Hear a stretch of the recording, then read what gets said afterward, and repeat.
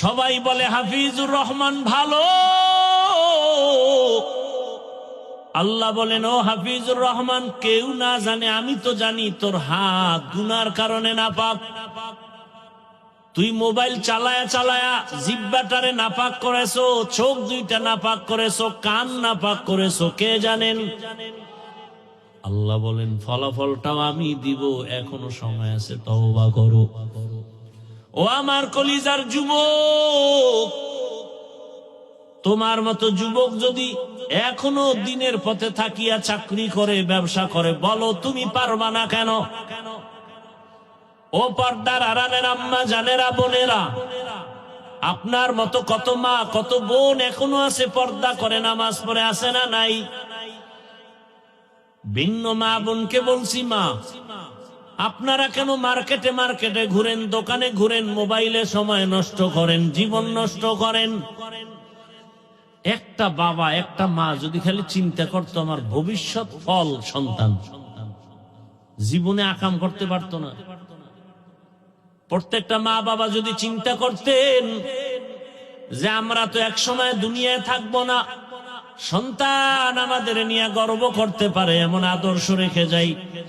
ভালো আদর্শ রাখলে সন্তান বন্ধুদের নিয়ে গর্ব করবে আর বলবে আমার আম্মু কত ভালো ছিল, আজান হলেই নামাজে দাঁড়ায় যেত, আমার আম্মু এত সুন্দর, কোনদিন বেগানার চেহারা দেখে নাই আমার মা, মোবাইলে নাটক দেখে নাই, মোবাইল নিয়ে গুনাহ করে নাই, আমার আম্মু আমাকে কোরআন তেলাওয়াতের দাওয়াত দিতেন, কালেমা শিখাইছেন আমার মা, আমার আম্মু বাবার সাথে কখনো খারাপ আচরণ করে নাই।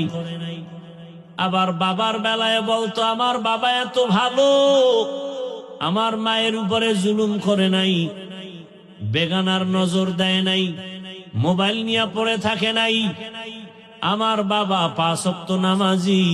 সন্তান গর্ব করবে আর দোয়া করবে।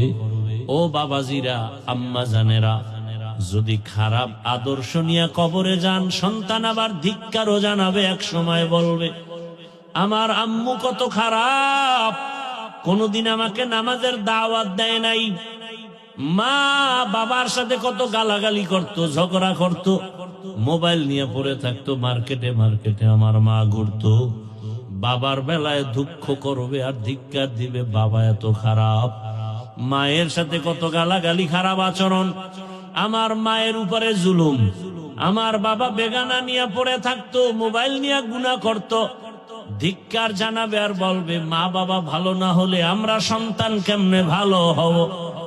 ও মা বোনেরা, ও বাবাজিরা, এখনো সময় আছে, তওবা করেন, আদর্শ সন্তানের মা হয়ে কবরে যান, সন্তান ডাক্তার হবে, এক সময় রুগী দেখবে, সুনামের সাথে আজান হলে নামাজে যাবে, কোরআন তেলাওয়াত করে মা বাবার জন্য দোয়া করবে।